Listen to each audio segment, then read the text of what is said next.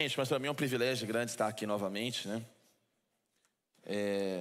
Eu não gosto de repetir alguns textos na mesma semana, mas é incrível que eu tentei fugir hoje de um assunto, mas não teve como fugir, não.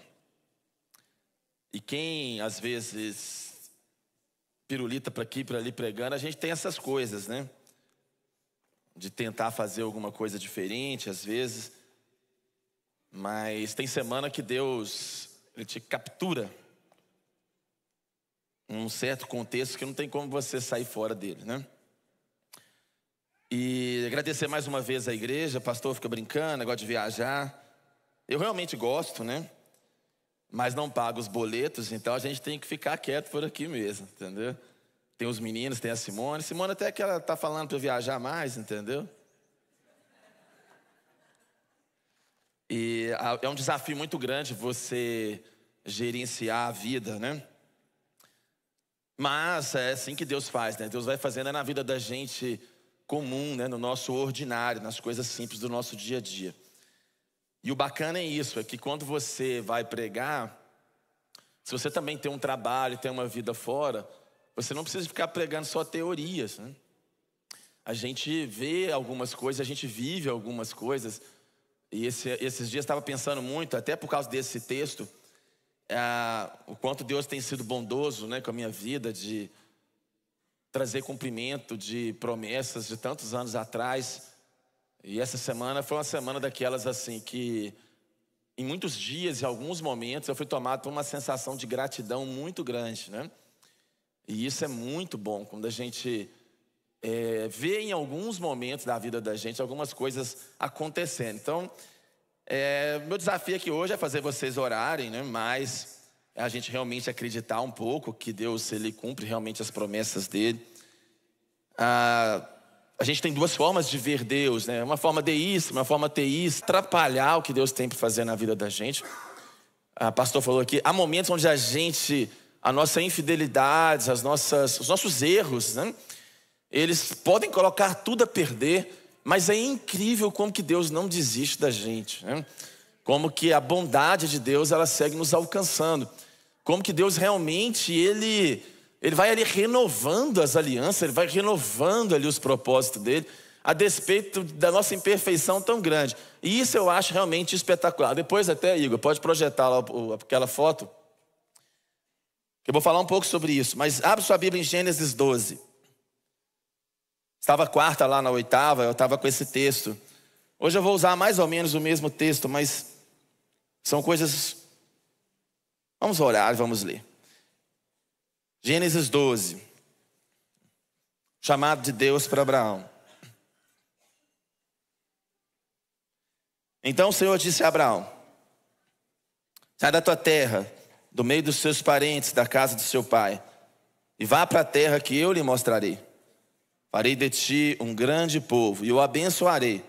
Tornarei famoso o seu nome, e você será uma bênção. Abençoarei os que abençoarem, amaldiçoarei os que amaldiçoarem. E por meio de você, todos os povos da terra serão abençoados. Vamos orar. Senhor Jesus, nessa meia hora, 40 minutos, o Senhor venha nos falar ao coração, Jesus. Deus, Tu és o Deus de Abraão, de Isaac e de Jacó. Que o Senhor, ó Deus, nesses minutos tão pequenininhos, o Senhor possa nos falar, ó Deus, sobre a importância da fé, sobre como o Senhor é bondoso. Deus, que seja uma manhã de conhecimento da sua graça, Deus, da sua bondade, uma manhã de nos estimular à perseverança, Deus, de reconhecimento, sim, de fraquezas, mas de um reconhecimento, Senhor, da sua bondade infinita, que a despeito, Deus, de nossos momentos de tanta, às vezes, incredulidade, o Senhor segue fazendo, o Senhor segue agindo, o Senhor segue nos buscando, nos perseguindo, Senhor, mesmo nos momentos, ó Pai, de tanta dor. Senhor, nós adoramos o Teu nome, Jesus. Nós Te engrandecemos, ó Deus, Te bendizemos e exaltamos o Teu nome nessa manhã, ó Deus, porque de eternidade a eternidade Tu és Deus. Nós adoramos o Teu nome, Jesus, porque o Senhor sustenta todas as coisas, ó Deus, pela palavra do Seu poder, e porque antes da fundação do mundo, o Senhor já nos preparou obras para que nós andássemos nelas. É o que eu Te louvo e Te exalto, ó Deus. Amém. Pode colocar a foto aí, a do gráfico. Não sei se dá para projetar. Eu postei isso aqui ontem, inclusive. Esse gráfico ele é muito interessante. Porque, vou dar um pouco a sequência no que eu estava dizendo aqui a última vez. Quem estava aqui, eu falei a última vez aqui na igreja sobre João 9, sobre o cego. Eu contei a história lá das pessoas do porquê Deus permitia filhos especiais, né? E aquilo tinha muito a ver com a providência, de como que Deus se desenvolve na nossa vida, como que Deus, Ele segue fazendo as coisas na nossa caminhada cristã. Mas hoje eu queria estender um pouco mais sobre esse conceito da providência, do agir de Deus em nós, não só para que você saia daqui ativado, não é bem isso, mas que você aqui tenha um pouco mais de clareza de como que às vezes a vida espiritual, ela de fato, ela funciona, né? Se nós olhássemos a vida espiritual em dias, aquele primeiro gráfico, a gente vai ver que a gente oscila absurdamente. Desculpe, mas assim, são poucas as pessoas que não têm oscilações. Eu confesso para vocês que eu oscilo demais da conta. Eu sou quase um bipolar espiritual. Oscilo muito. Aliás, o salmista oscilava muito. Tinha dias do salmista, e eu acho tão bonito. Já preguei aqui uma série sobre Davi o ano passado, de 3 pregações. Mas eu acho tão bonito Davi, porque aqueles salmos assim: o Senhor é a minha luz, a minha salvação, a quem temerei. E aqueles salmos tão bonitos: apressa-te, ó Deus, em socorrer-me. Aqueles salmos assim: eu estou escondido no esconderijo do Altíssimo. E aqueles salmos: apressa-te, a minha alma está abatida. De modo que a vida desses profetas, desses homens de Deus, elas são vidas assim com um testemunho de um gráfico muito oscilante. Mas é curioso que quanto mais a gente anda com Deus, ao longo de meses, o nosso gráfico ele oscila também. Mas se fosse ali uma ação que a gente tivesse comprado há 20 anos atrás, e aí quando você vai, por exemplo, quem aqui investe em ações, você aprende uma coisa no investimento de ações, é o seguinte: se você ficar olhando a cotação todos os dias, você vai ficar estressado, você vai ficar angustiado, você não vai dormir. E aí as pessoas que são grandes investidores, o que elas fazem? Elas compram as ações de fundamentos e elas esquecem as ações para 10, 15, 20 anos. E aí depois de 20 anos a Coca-Cola continua sendo a Coca-Cola, a Apple continua sendo a Apple. E aí você vai deixando o investimento para longo prazo. A vida espiritual é a mesma coisa. Se você deixa ao longo de meses, por mais que você oscile, se você permanece na presença de Deus, você vai tendo sim um tipo de crescimento espiritual. Isso é uma coisa muito bonita. Deus, no micro a gente vai oscilando, mas no macro a gente vai tendo ali um crescimento. E ao longo de anos e de décadas, a vida espiritual ela vai crescendo de um nível muito mais gostoso. Que quando a gente vai olhando ao longo de décadas, a gente não vai enxergar só aquelas oscilações diárias. A gente vai ver um gráfico assim, muito mais bonitinho. Porque quando eu pego lá as ações, por exemplo, quem comprou a Amazon há 30 anos atrás, quem comprou um Bitcoin, imagina, gente, eu fico pensando: Deus, por que você não deixou eu comprar uns Bitcoins quando valiam uns 10 centavos, entendeu? Então assim, essas coisas às vezes elas vão acontecendo no longo prazo e nós não vamos vendo. E assim, a gente vai aqui para o texto bíblico, né? O texto bíblico, ele é um gráfico sempre de longo prazo. Já disse aqui uma frase que eu gosto muito do A.W. Tozer, que o Tozer disse que Deus, ele não se curvou à nossa pressa nervosa e nem se rendeu aos anseios da nossa época imediatista. O homem que quer conhecer Deus deve dedicar tempo, muito tempo, né? E o Salmo 1 diz uma coisa muito bonita, que bem-aventurado é o homem que não anda no conselho dos ímpios, nem se detém no caminho dos pecadores, nem se assenta na roda dos escarnecedores. Antes, seu prazer está na lei do Senhor, e nela medita de dia e de noite. Ele será como a árvore plantada junto ao ribeiro das águas, que no devido tempo dá o seu fruto. O primeiro erro que a gente tem que ver aqui é que a gente olha para essas famílias da Bíblia, e eu pensei que hoje só ia para o Jacó. A próxima vez aqui eu acho que eu vou falar sobre o Jacó. Mas o primeiro ponto que a gente pensa assim é que quando Deus dá uma promessa para a gente, o negócio vai se cumprir assim de uma maneira imediata, e a gente não vai ter crise, e a gente não vai ter oscilação. Esse definitivamente não é um caminho muito cristão, né?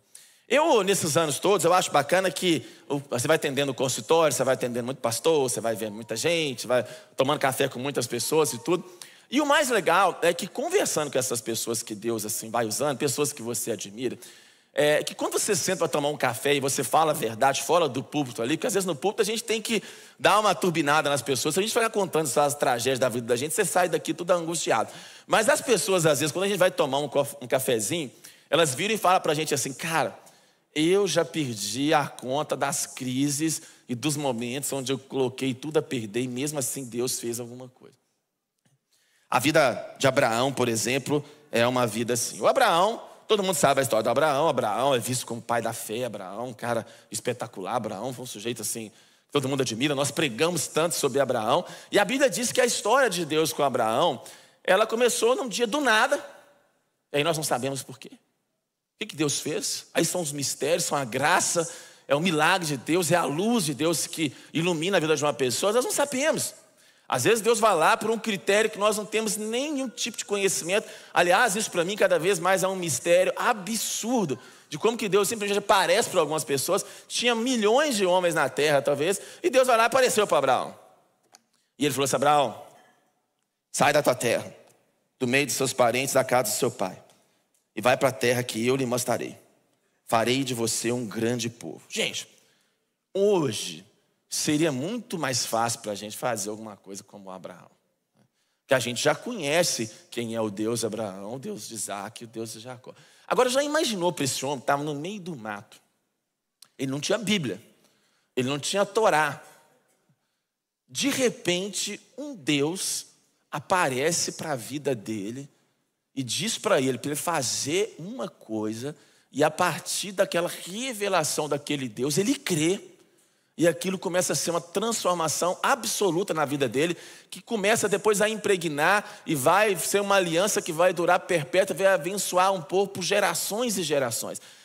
Você hoje, imagina só, se Deus te falasse uma coisa, né? Você teria um pouco dessa coragem do Abraão de realmente viver em cima de uma palavra que talvez não faria sentido nenhum. Você largar ali seu povo, sua terra, sua parentela, a casa dos seus pais e etc e tal. Como é que você veria essas coisas hoje? Agora, a segunda coisa aqui também muito importante, e nós vamos avançar rápido, mas a segunda coisa muito importante é que o Abraão, ele não estava delirando. A Bíblia diz o seguinte, que ele saiu da sua terra e da sua parentela, porque ele tinha uma palavra clara de Deus sobre o que fazer. Isso é uma percepção muito importante, e hoje a gente vai ser mais didático sobre, de fato, o que é a fé. Eu digo isso porque eu atendo muita gente que às vezes acha que fé é um lance assim de você determinar para Deus algo, né? Algumas pessoas elas acham que fé é você criar algo para Deus, um roteiro, um curso de vida, é você desenhar alguma coisa numa folha e você realmente entregar para Deus e falar assim: olha, eu tenho fé que você vai fazer isso. Eu não esqueço o dia que eu atendi um moço e ele chegou no consultório muito deprimido. E ele estava numa campanha de oração e etc e tal. E ele resolveu fazer uma aposta financeira muito grande numa coisa. E na cabeça dele, ele tinha determinado, ele estava lendo uns livros lá dessas autoajuda gospel, de que tinha que o poder da atração, de que ele tinha que atrair a prosperidade, que ele tinha que atrair o sucesso e tudo. E aí ele começou a ficar meses ali tentando gerar no mundo espiritual algum enredo, e ele fez uma alavancagem financeira sinistra.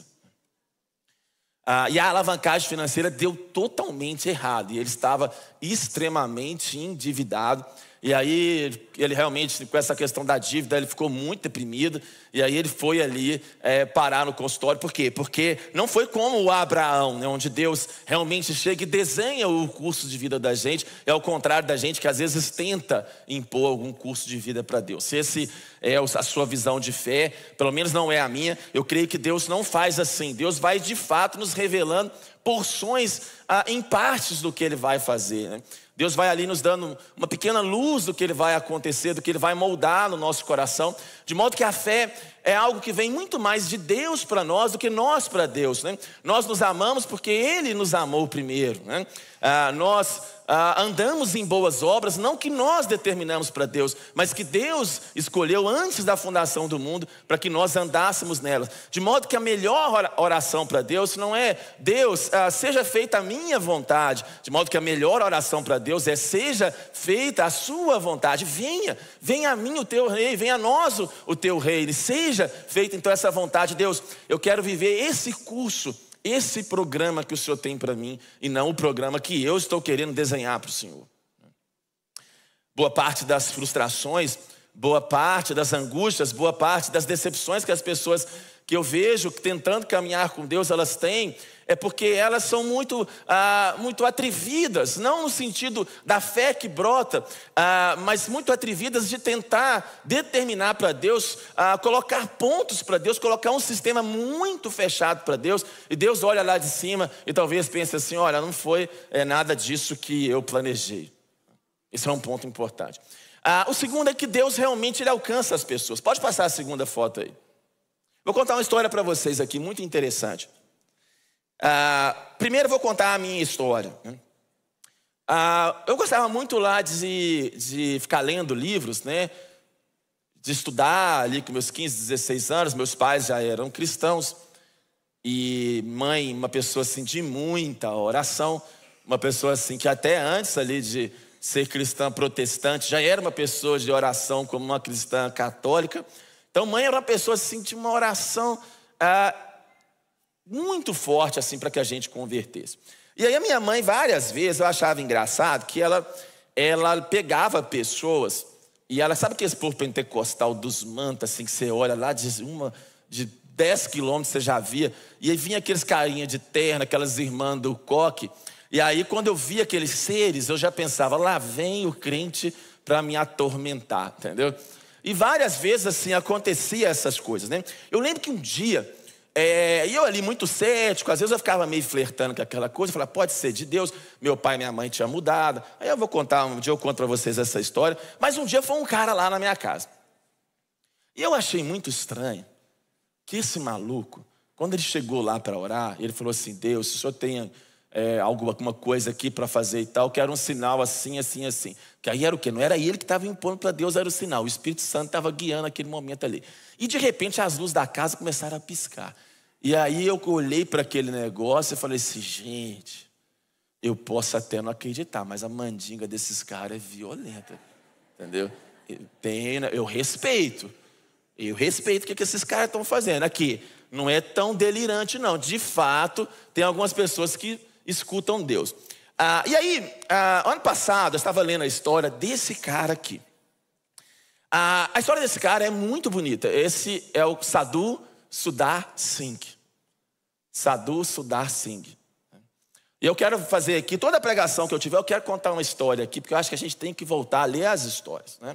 Na outra vez eu contei a história do John Bunyan, que se você não leu, você vai ler. E a história desse cara aqui está num livro chamado O Apóstolo dos Pés Sangrentos. O Apóstolo dos Pés Sangrentos. Sadhu Sundar Singh era um menino extremamente religioso. A mãe dele era hinduísta, budista. E era uma grande devota do hinduísmo. E o pai dele era um cara assim, muito rico. Eles eram de uma família assim, extremamente rica. Rica, mas rica mesmo. E aí o pai dele começou a ver que ele estava sendo uma pessoa bitolada.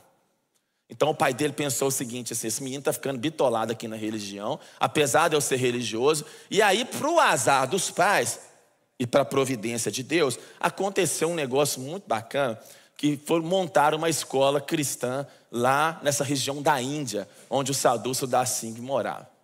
E aí o pai dele pensou o seguinte: bem, para ele não ficar tão bitolado, eu vou colocar ele numa escola internacional, que era uma escola de cristãos presbiterianos, e aí esses cristãos aí ocidental vai desbitolar esse menino, porque ele está muito chato, ele está muito terrorista, hinduísta. Eu preciso que esse menino tenha algum tipo de experiência. E aí era obrigatório na escola estudar e ler o Novo Testamento em inglês original. Fazia parte do currículo você estudar o Novo Testamento. E aí começou a encrenca na cabeça desse jovem, chamado Sadhu Sundar Singh.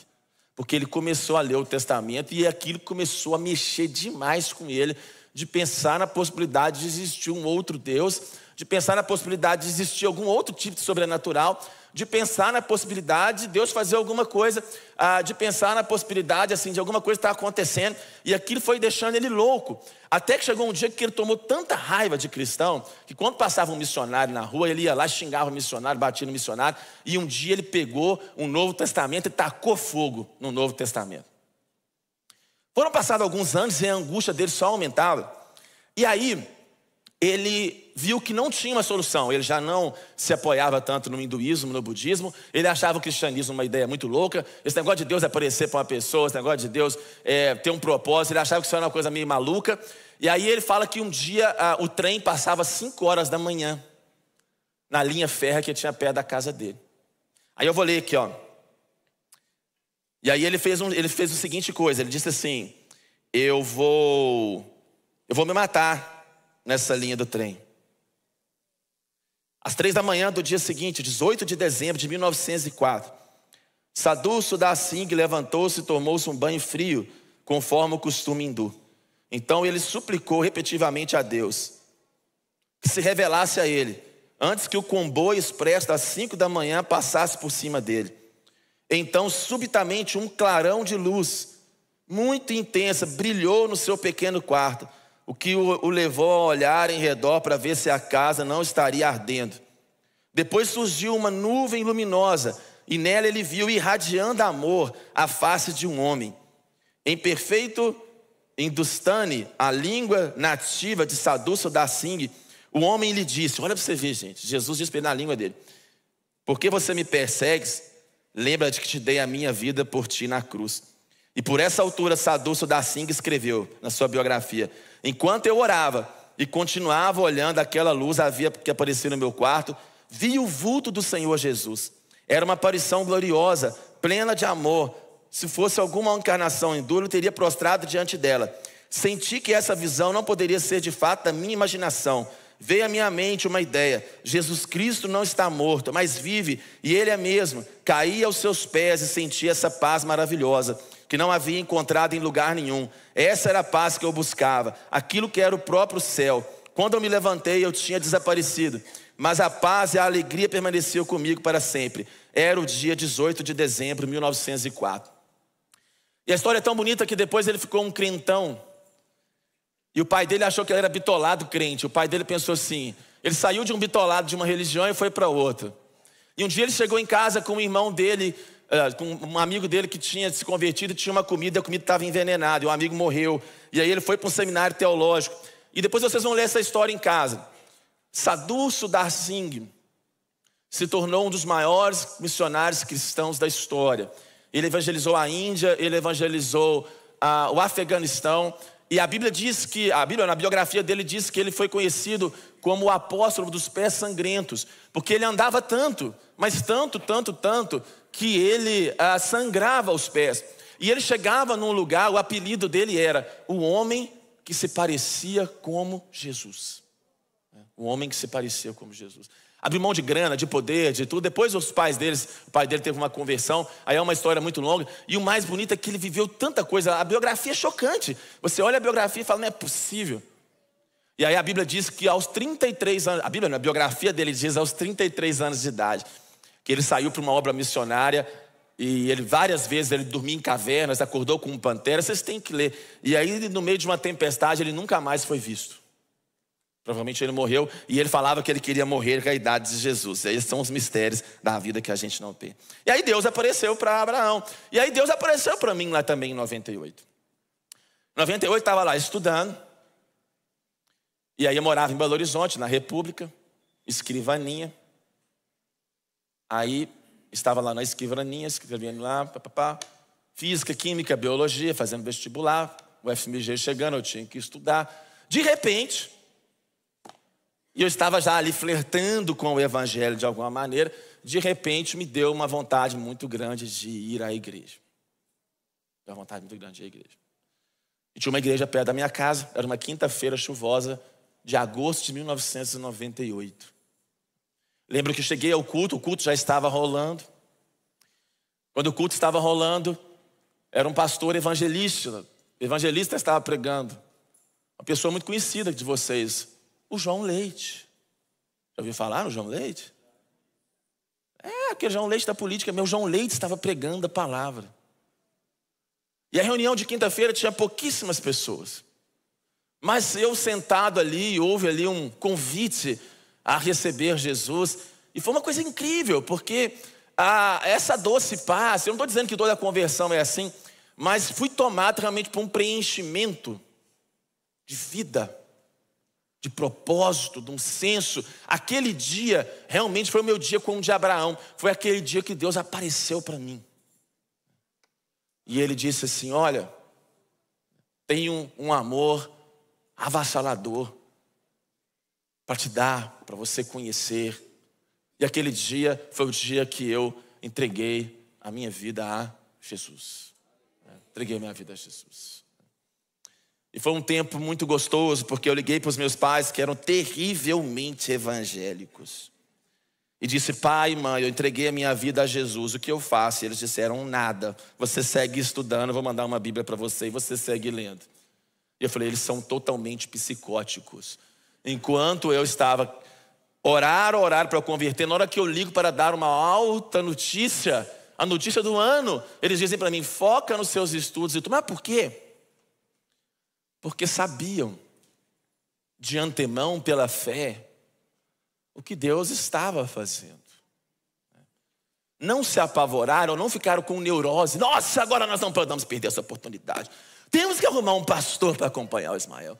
O Ismael é chato, ele é pelinha, ele critica tudo. Nós temos que arruma um filósofo, teólogo, PhD em teologia para acompanhar o Ismael. Nós não podemos perder essa oportunidade, Sônia. Não foi isso que meus pais disseram. Meu pai, com toda a sua simplicidade e sabedoria espiritual, pegou uma Bíblia e me entregou essa Bíblia. Mandou pelo correio. Não tinha esse negócio de Amazon 2 dias, não. Uns 10 dias depois chegou a Bíblia. E comecei a ler a Bíblia, pequenininha. E fui lendo. E é uma coisa muito louca quando Deus, Ele começa a colocar as coisas no seu coração. Antes de converter, você lê, você não entende nada. Você fala: isso aqui é um livro carniceiro. É só sangue. Que Deus é esse, meu pai? Manda o cara matar o menino dele, depois na última hora fala: não mata. Igual o caso de Abraão. E eu li esses textos, eu falava: Jesus não, eu falava: misericórdia, esse livro é louco. Entendeu? Aí de repente tudo começou a fazer sentido. E tal, eu falei: meu pai, olha que bondade de Deus. Olha que coisa interessante. Olha que coisa legal. Mas sabe o que mais me chamou a atenção na Bíblia? E eu falo que nesse ponto foi muito importante para mim. Muito importante, aprender isso desde cedo. E uma coisa que era chocante para mim, que era uma coisa linda, que mexeu muito com os meus sentimentos, era a ideia de que assim, todos os caras que Deus normalmente chamava, que todos aqueles que Deus realmente assim tinham um propósito, alguma coisa para fazer, quando você lia o texto com mais atenção, eu percebia que eles vacilavam muito. Eu percebia assim que eles, apesar de eles terem uma luz, um propósito, alguma coisa, eles tinham grandes oscilações de fé. E aquilo ali me dava assim uma esperança muito grande, porque muitas vezes a minha fé duvidava, muitas vezes assim eu tinha crises. E aí quando eu olhava a Bíblia e via os caras, eu falava: gente, tem esperança para a minha vida. Porque a gente vai ver aqui a história, gente, a história do Abraão, a história do Isaac, a história do Jacó, é caso de polícia. Era caso de terapia sistêmica, avançadíssimo. Vocês que ficam lendo com romance, mas a história é pesadíssima. Olha só que interessante. Passa-se uns anos, vai lá para Gênesis 15. Depois dessas coisas, o Senhor falou a Abraão numa visão. Depois dessas coisas, o Senhor falou a Abraão na visão. O que foi depois dessas coisas? Aí Abraão tinha socorrido Jó, o Melquisedeque tinha aparecido a Abraão. Gente, olha como que a gente não pode ser fechado. Deus tinha escolhido Abraão. Mas do nada, antes aqui de Deus reafirmar a aliança, tinha aparecido um sujeito do nada chamado Melquisedeque, que era sacerdote de Deus. Olha como que às vezes Deus não está só restrito a nós, como que Deus às vezes não está só na nossa caixinha, né? Como que Deus está muito mais disperso aí pelo mundo do que a gente pensa. Aliás, uma das coisas muito legais de atender uns missionários é isso, que às vezes eles chegam lá no consultório e falam assim: "Não, Ismael, chegamos numa tribo lá, que engraçado, eles tinham uns negócios parecidos com crente. Eles adoravam, eles tinham um negócio de pecado também." Eu falei: "Que coisa interessante, né?" Aliás, se você não leu o Fator Melquisedeque, é um livro que você também deve ler antes de morrer, do Dan Richardson, que ele vai contando as histórias. Aí essa é a história para outra parte. Mas o fato é o seguinte, que Deus, Ele não desiste da gente. Passa-se um tempo, está lá um BO, Abraão está vivendo a vida dele, e Deus sabe o seguinte, que a vida dura, que os BOs, que os boletos, que o sofrimento, que a vida comum. Abraão estava acabando de vir de uma guerra aqui que tinha socorrido Ló. Que quando a vida vem, e a vida é dura, a vida é muito ácida. Se você acha que a vida não é dura, você é maluco, a vida é dura. A vida tem os seus dissabores. Então, Deus sabendo disso, o que Ele faz com a gente? Apesar dele ficar offline, às vezes, algumas vezes, mais do que a gente gostaria, Deus, de vez em quando, Ele vem o quê? Ele vai lá e reafirma a aliança dele com a gente. Deus sabia que tinha passado um tempo, sabia que Abraão tinha comido um dobrado danado. Aí Deus vem e fala com Abraão. Depois dessas coisas, capítulo 15, o Senhor falou a Abraão numa visão. Antes Deus tinha falado de uma forma. Deus tem várias formas de falar.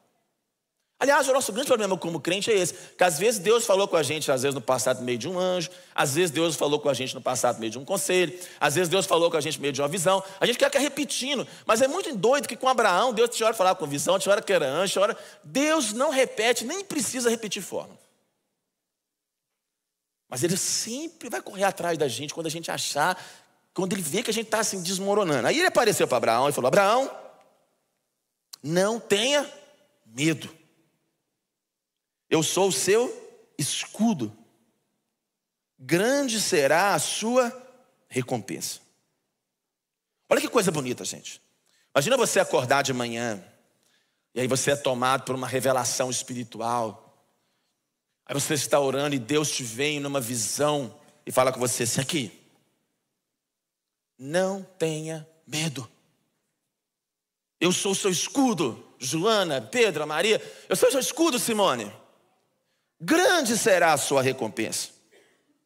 Mas Abraão perguntou: ok, obrigado, Senhor, mas tem um problema. Ó soberano, que me dará se continuo sem filhos? E o herdeiro que possui Eliezer de Damasco? E acrescentou: tu não me deste filho algum, o servo da minha casa será o meu herdeiro. Então o Senhor lhe disse: seu herdeiro não será este, um filho gerado por você mesmo será o seu herdeiro. Levando para fora da tenda, ele disse: olhe para o céu e conte as estrelas, se é que pode contá-las. E prosseguiu: assim será a sua descendência. E Abraão creu, e isso foi acreditado como justiça. Às vezes quando eu vou num lugar assim, igual nos montes, né, e eu fico orando as estrelas, eu lembro muito desse texto, fico pensando o que passou na cabeça do Abraão. Ele olhava aquelas estrelas, e ele olhava para ele velho, e ele olhava para ele com uma idade avançada, e a Sara também. E Deus, aquele papo maluco, delirante de que ele ia ser pai de uma criança. E eu fico pensando assim, como que aquele homem fez para viver esses tempos onde a promessa havia sido dada e as coisas aparentemente não se cumpriam. A Bíblia dá algumas pistas.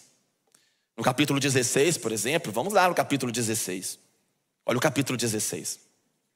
Ora, aqui você vai aprender porque você não deve ouvir a sua mulher. Estou brincando, viu? Ora, a Sara, a mulher de Abraão, não tinha lhe dado nenhum filho. Como tinha uma serva egípcia chamada Agar, disse Abraão: já que o Senhor não me impediu de ter filhos, possua minha serva. Talvez eu possa formar uma família por meio dela. Abraão atendeu a proposta de Sarai. Abraão pensou: é hoje que eu vou desossar. Quando isso aconteceu, já fazia 10 anos que o seu Abraão vivia em Canaã. 10 anos que Deus tinha dado a promessa. 10 anos que vocês vão ter um filho. 10 anos que uma coisa vai acontecer. Sossega, Abraão. Tenha paciência. Mas o casal chega lá e a Sara disse: vai lá, foi nessa ocasião que Sarai, a sua mulher, lhe entregou sua serva egípcia Agar. Ele possuiu Agar e ela engravidou. Quando se viu grávida, começou a olhar com desprezo para sua senhora. Então Sarai disse a Abraão: caia sobre mim você a afronta que venho sofrer. Coloquei minha serva em seus braços, e agora que ela sabe que engravidou, despreza-me, que o Senhor seja luz entre mim e você. Respondeu Abraão: sua serva está em suas mãos, faz com ela o que você achar melhor. Então Sarai tanto maltratou Agar, que esta acabou fugindo. Aí a Bíblia diz o quê? Que o anjo do Senhor encontrou Agar. Gente, isso aqui é uma coisa espetacular. Tomado pela descrença, tomados pela precipitação. Ah, mas era o pai da fé. Era o pai da fé, mas oscilava. Era o pai da fé com uma promessa, mas tinha seus dias de dúvida. Era o pai da fé, mas era gente como eu e você, gente que uma hora crê, mas amanhã já tem uma dificuldade de confiar. Era uma pessoa que tinha tido uma visitação com Deus, mas que foi tentado em algum momento a dar o seu jeitinho brasileiro. Se não está acontecendo, eu vou fazer do meu jeito. Se não está acontecendo, eu vou tentar acelerar o processo. E aí, se não está acontecendo, olha, Abraão, é o seguinte: não ter filho é uma grande vergonha. Para quem que nós vamos deixar essas ações, esses investimentos? O nome da nossa família vai morrer. Olha, a mulher trabalha com a gente, e nós não podemos ter filhos. Então, faz o seguinte: pega essa mulher, dá uma desossada nela e faz um menino para você. Foi isso que a Sara fez. E não que Abraão era santo. Porque a Bíblia diz o seguinte, que o Abraão não foi capaz de dizer assim: não é esse o plano de Deus lá atrás. O filho vai ser nosso. Nós não vamos dar jeitinho aqui de impulsionar o negócio, não. Nós não vamos fazer tráfego pago aqui, não. Você não vai tomar uma bomba hormonal. Tô falando que sou contra, não. Você não vai tomar uma bomba hormonal e Viagra e testosterona na veia, não, Sara. E outra coisa, eu poderia dizer assim: Deus é um Deus que me apareceu por visão, eu tenho certeza de que não é esse o caminho. A Bíblia diz o seguinte, que o Abraão não questiona, ele vai para cima. O que é pior, depois que o caldo entorna, caso de polícia. A Bíblia diz que a mulher grávida, o neném e tudo, aí a mulher fica desprezando. A Bíblia diz que o pai da fé, Abraão, vira com a Sara e fala o seguinte: você quer saber de uma coisa? Eu estou de saco cheio, você já me mandou pegar essa mulher aí e tal, você some com ela daqui, faz o que você quiser. E aí vem a história do Ismael, que você sabe. Olha como que pessoas de Deus podem ser capazes de fazer maldades. Olha como que nós podemos andar com Deus e nós sermos capazes de tropeçar. Olha como que se dependesse de nós, nós perderíamos. As pessoas me perguntam lá no Instagram, ficam revoltadas quando eu falo uma vez salvo, salvo para sempre. Mas é porque eu digo para elas, eu falo, gente, é assim porque é pela graça, porque se dependesse de você, você ia perder. Com certeza você ia perder. Não é à toa que a Bíblia diz, é pela graça que vocês são salvos, mediante a fé. Isso não vem de vós, é dom de Deus para que ninguém se glorie. Mas você é presbiteriano? Não é uma questão de ser presbiteriano, arminiano, seja lá o que for, mas é inadmissível. Independente do meio que você crê que a salvação que Deus, uma vez que Ele vem morar em você, Ele tem um projeto para você, que é pela sua força que você vai manter o seu cronograma diante de Deus, que é pela sua autoestima, que é pelo seu poder, que é pelos seus erros e acertos. Eu disse aqui que Deus não tem graças ao Senhor pela graça, um Serasa espiritual para poder fazer as coisas no dia da gente, porque se existisse um Serasa espiritual, nesse dia aqui Abraão teria perdido a bênção. Nesse dia ele teria perdido a bênção. Nós hoje iríamos olhar o caso de Abraão, ia estar nos Reels, ia ter um monte de gente fofocando na internet. Olha lá o pastor Abraão. Você está sabendo que ele sapecou a empregada? Engravidou ela? Vocês estão sabendo? Aqui, vocês estão sabendo que ele abandonou ela? Não estou dizendo que essas coisas é certa não, viu gente? Não é essa a questão. Mas já estaria viralizado na internet inteira. Já estava tendo live.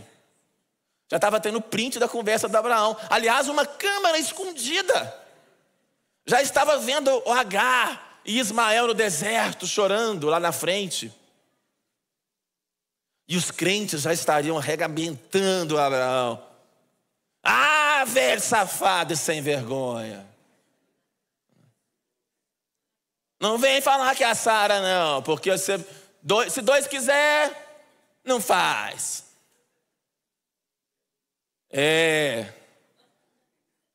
Ah, seu sem vergonha, Abraão. Seu homem mentiroso. Você não creu nas promessas de Deus. Não é isso? Não é isso que a teologia da causa e efeito diz? Não é disso que aqueles que acham que você pode barganhar com Deus diz? Não é isso que você aprende às vezes, que se você fizer uma grande, desculpa a palavra, merda na sua vida, não tem recuperação? Não é isso que você às vezes aprende, que depende de você? E aí a Bíblia diz que não tem, ok, tem consequências. Ismael traz uma grande consequência que está até hoje aí, se você vai estudar depois o que virou Ismael, os povos e tudo.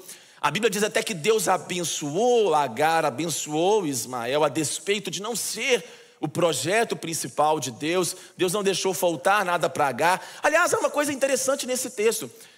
O anjo do Senhor, ele não aparece para Sara, mas ele aparece para Agar. Deus, ele exerce uma graça impressionante. Deus olha para aquele negócio e fala assim aqui, não é porque vocês bagunçaram o negócio todo que eu vou deixar de exercer graça e misericórdia pelo menino que não tem nada a ver com essa história. Aqui não é o filho da promessa não, mas eu não vou descartar não. Aqui, não é o meu plano principal. Mas aqui, não é porque vocês caçaram um jeitinho brasileiro de fazer as coisas que não vai respingar uma bênção. Vai respingar uma bênção. Eu sou um Deus de amor, eu sou um Deus de graça. Vocês estão descartando no deserto. Mas Deus depois até clamou, porque eu acho que o Abraão ficou meio assim. E Deus falou com o Abraão, Abraão, não fica preocupado não. Eu também vou cuidar dele. Mas, passa a sua vida aí. Versículo 18, capítulo 18. Estou caminhando para o fim. O Senhor apareceu a Abraão perto dos montes de Manre, quando ele estava sentado à entrada da tenda, na hora mais quente do dia. Abraão ergueu os olhos e viu 3 homens em pé, a pouca distância. Olha que bonito, gente.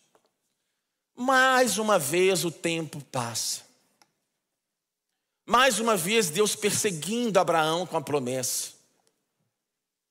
Eu não sei se aqui ele tinha esquecido, como é que estava. O rolo da vida dele estava um rolo enorme. Que rolo! Mas mais uma vez Deus vai atrás do velho para dizer assim, não está funcionando direito não, né, Abraão? Na sua geração não vai ter Viagras. Viagras não terás, mas filho terás. Está na Bíblia não, isso é mentira. Mas Abraão olhou e viu os 3 homens em pé. Aí no versículo 9, eles perguntam, onde está Sara, a sua mulher? Perguntaram. Ali na tenda, respondeu ele. Então disse o Senhor, eu voltarei a você na primavera, e Sara, sua mulher, terá um filho. A Sara escutava a entrada da tenda atrás dele. Abraão e Sara já eram velhos de idade bem avançada. E Sara já tinha passado da idade de ter filhos. Por isso riu consigo mesmo, quando pensou: depois de já estar velha, e meu senhor já idoso, ainda terei esse prazer? Mas o Senhor disse a Abraão: por que Sara riu e disse: poderei realmente dar à luz agora que sou idosa? Existe alguma coisa impossível para o Senhor? Existe alguma coisa impossível para o Senhor? Fé é uma coisa extraordinária mesmo. Porque tu olha o pai da fé, não vai dar tempo de colocar aqui. Abraão, nós vamos ver depois, Abraão era um cara muito legal de se ler. Aliás, era um casal assim, muito parecido com a vida da gente. Quando a gente tem uma promessa de que alguma coisa vai acontecer, a gente fica duvidando. Está lá o anjo falando, e a Sara escutando do alto da tenda. E ela não estava errada, ela já era bem velha. Menopausa já tinha passado muito tempo. E para qualquer pessoa racional, aquilo ali não tinha nenhum tipo de possibilidade daquilo ali acontecer. Mas Deus vem com uma palavra de novo e diz o seguinte aqui: não precisa de ter possibilidades. Não precisa seguir o curso daquilo que é natural. Vocês tentaram até ali atrás, olha o B.O. que deu, mas é o seguinte: eu vou fazer do jeito que eu quero, da maneira que eu quero. O meu cronograma, ele está de pé. E eu queria dizer para vocês, Sara e Abraão, queria dizer para vocês o seguinte, que ao contrário do que vocês pensam, não existe nenhum tipo de coisa que seja impossível ao Senhor. Impossível ao Senhor.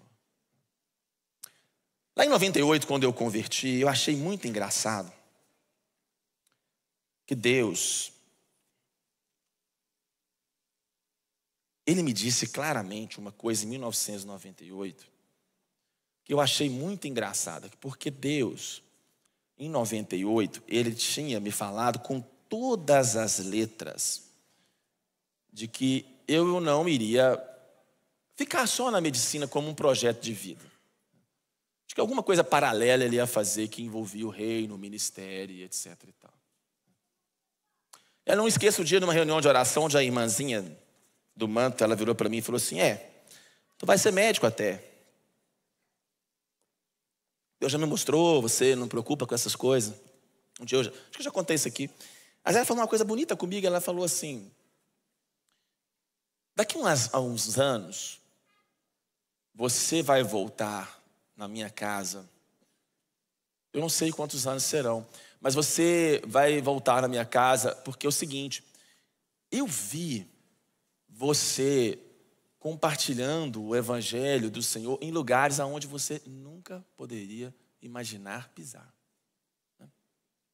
E eu lá em Mantena pensava, talvez um dia eu pregue em Governador Valadares, entendeu? A mais longe que tinha era o Governador Valadares.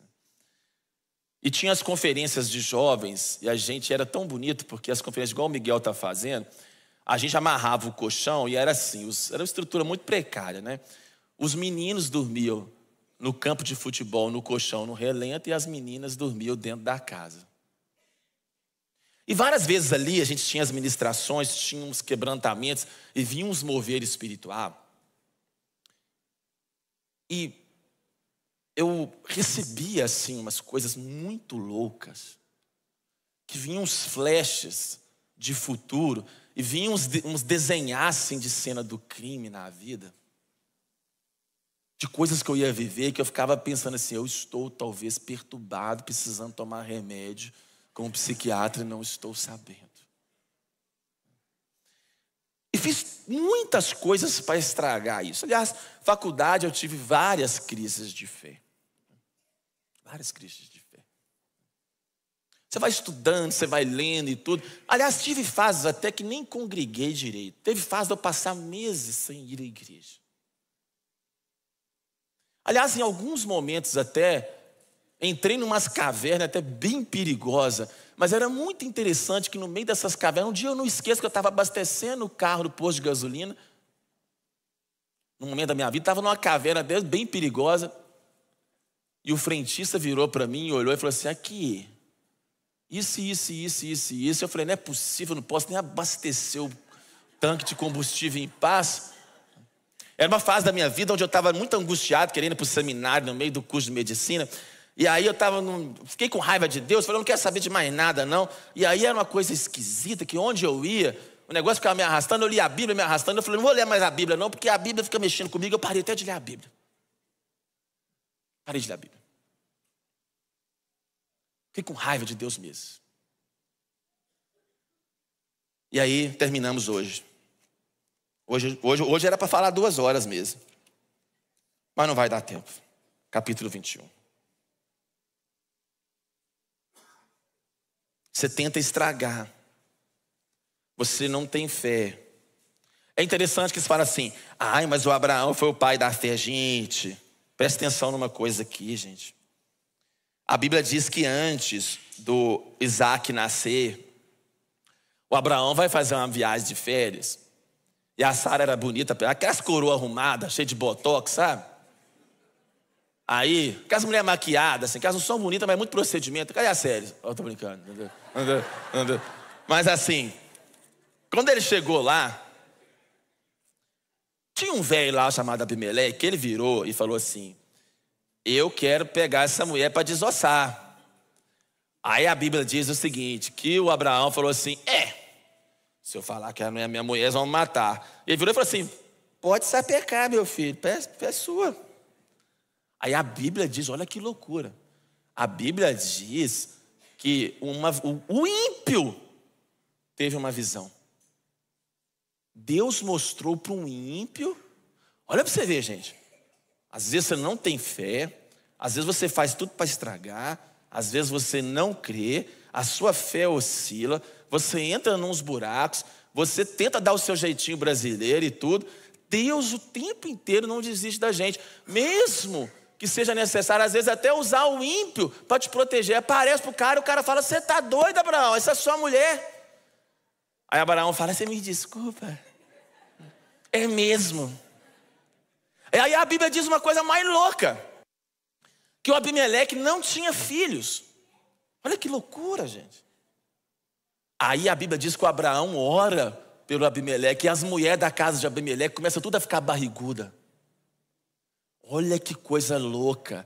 Você não vê às vezes um milagre acontecer na sua vida, mas em alguns momentos até Deus cumprir a promessa, você é usado em oração para um milagre que você deseja acontecer na vida do outro antes de acontecer na sua. Que loucura! Às vezes tem gente aqui assim, né? Fala: nossa, você está orando por uma coisa, você ora, a gente ora, dá raiva em intercessão. Você ora para a irmã, você faz aquela oração mandrake só para ficar ali. Essa mulher tá chata demais. Igual aquela juiz que fica importunando lá, igual Jesus falou: eu vou orar com essa mulher. Aí você vai lá e fala: Deus, quebra o galho dessa mulher. Aí passam uns 2 dias, a mulher te liga: nossa,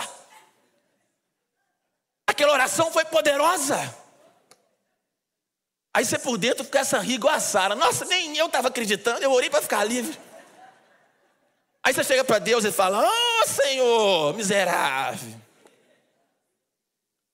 você abençoou ela, por que não funciona para mim?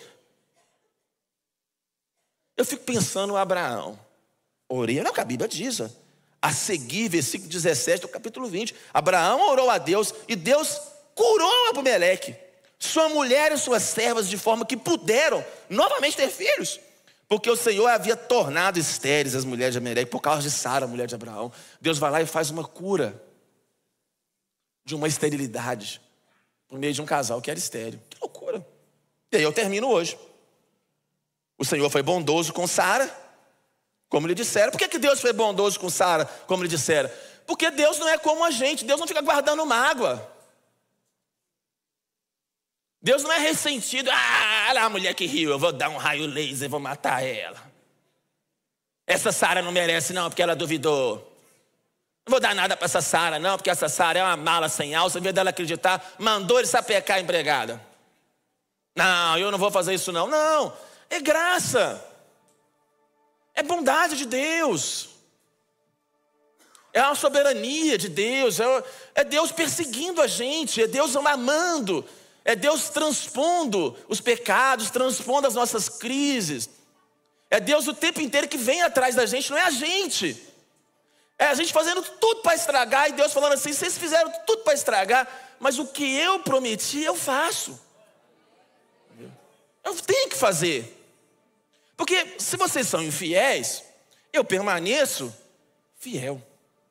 Porque eu não posso negar a mim mesmo. Não é por causa de vocês, é da minha natureza cumprir o que eu prometi. É da minha natureza cumprir. Eu tenho palavra, eu não dependo de ninguém. A minha estrutura, ela é um mistério. Eu sustento todas as coisas. Eu não dependo nem da fé de vocês. Eu não dependo nem da estabilidade de vocês. Eu simplesmente faço porque quero. E eu decido fazer. E eu escolhi fazer. E vocês não têm nada a ver com isso. E eu vou fazer. E pronto. E acabou. Deus faz. Aí Deus diz: bondoso com a Sara, porque Deus não guarda mágoas. E fez por ela o que prometera no capítulo 21. Sara engravidou um filho a Abraão em sua velhice. Quando, gente? Preste atenção no texto. Na época fixada por Deus em sua promessa. Na época fixada por Deus em sua promessa.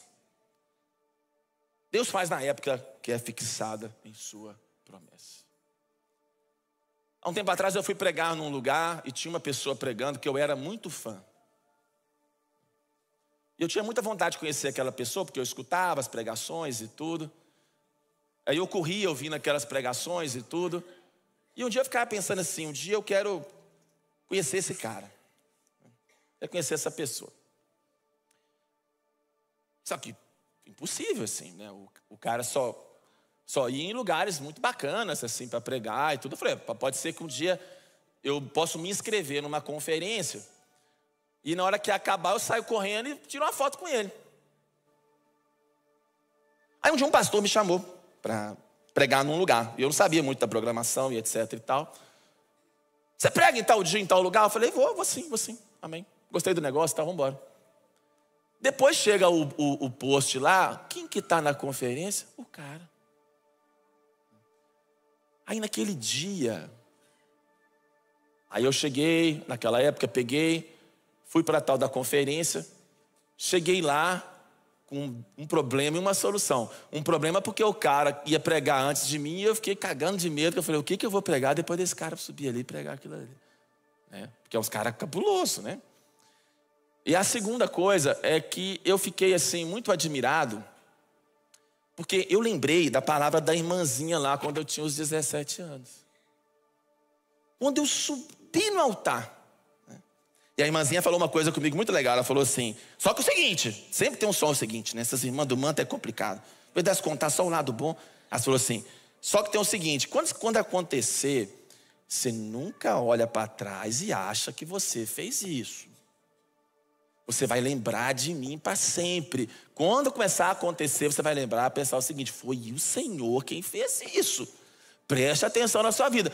Segura o seu facho. Toma cuidado, Ismael. E eu saí daquela mulher pensando: ela é doida. Entendeu? E quando eu subi naquele púlpito, estava lá o homem que eu escutava. E aí até almocei com ele. E eu fiquei olhando aquele negócio. E eu não estava preocupado com ele. Eu estava com o coração muito alegre de ver até onde Deus podia fazer na vida de um ser humano. Como que Deus tinha dado aquele rolê comigo. Que volta eu dei naquele dia. Passou um filme da minha vida inteira naquele dia. E vieram todos os meus B.O.s, todas as minhas encrencas, todos os meus dias de Ismael, de fazer as merdas que eu fiz. E na hora que eu subi naquele altar, eu pensei assim: não é possível. Apesar de tudo isso, Deus cumpriu aquilo que Ele tinha prometido que iria fazer. Aí você vai sair daqui hoje sabendo o seguinte, que é no tempo do Senhor. E o que você faz até o tempo do Senhor? Você ora, você confia Você segue com esperança. Você segue sendo um cristão comum. Você segue fazendo a sua vida comum. E você confia que você vai chegar aonde Deus quer que você chegue. No tempo do Senhor. Vamos ficar de pé e vamos cantar em gratidão ao Senhor, Deus que tudo faz a despeito dos nossos Abraão. Eu tenho um Deus que não vai deixar essa luta me matar, o desespero me tomar. Por mais pressão que seja a situação, o controle ainda está na palma de tuas mãos.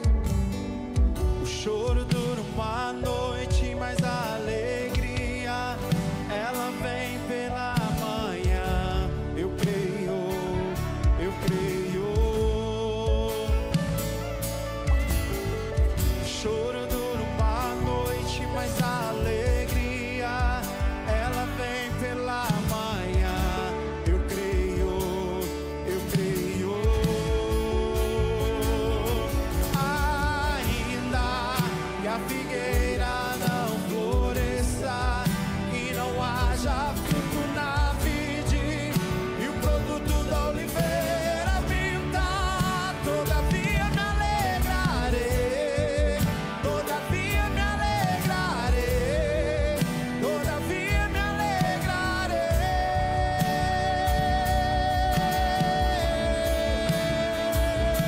Ainda que a figueira não floresça e não haja fruto na vide e o produto da oliveira pinta, todavia me alegrarei, todavia me alegrarei, todavia me alegrarei.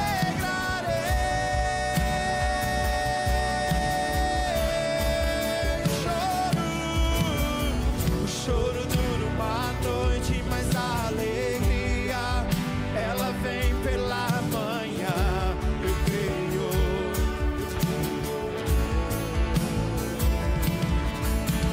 O choro dura uma noite, mas a alegria ela vem pela manhã. Eu creio, eu creio. Ainda que a figueira não floresça e não haja fruto na vide e o produto da oliveira minta, todavia me alegrarei, todavia me alegrarei, todavia me alegrarei.